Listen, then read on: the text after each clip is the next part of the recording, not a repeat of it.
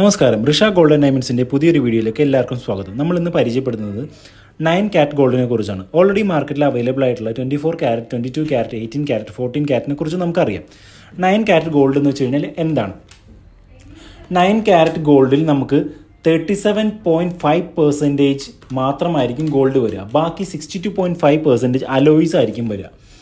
ഇത് നമുക്ക് 22 carrot gold use ചെയ്യുന്ന പോലെ തന്നെ നമുക്ക് യൂസ് ചെയ്യാൻ പറ്റും. ഡെയിലി യൂസിന് പറ്റിയിട്ടുള്ളതാണ്.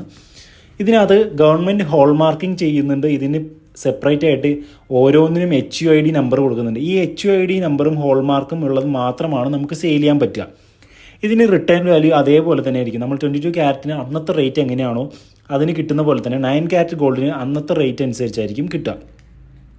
22 ക്യാരറ്റിനും 9 ക്യാരറ്റിനും തമ്മിൽ നമുക്ക് ഗ്രാമിൽ 5000 to 6000 രൂപ വരെ ഡിഫറൻസ് വരുന്നുണ്ട്.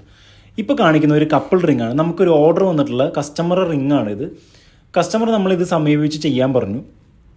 9 ക്യാരറ്റിൽ നമ്മൾ ഈ റിംഗ് ചെയ്തെടുത്തത് 26,000 രൂപക്കാണ്.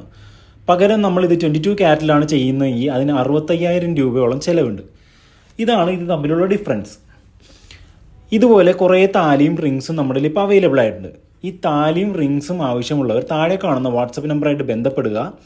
അഥവാ ഡയറക്റ്റ് ഷോപ്പിൽ വന്ന് ഇത് കാണാനോ പർച്ചേസ് ചെയ്യാനോ ഉദ്ദേശിക്കുന്നതെങ്കിൽ നമ്മുടെ ഷോപ്പ് വരുന്നത് എറണാകുളം ജനതയിൽ മെട്രോ പില്ലർ നമ്പർ 837 നേരെ മുന്നിലാണ്.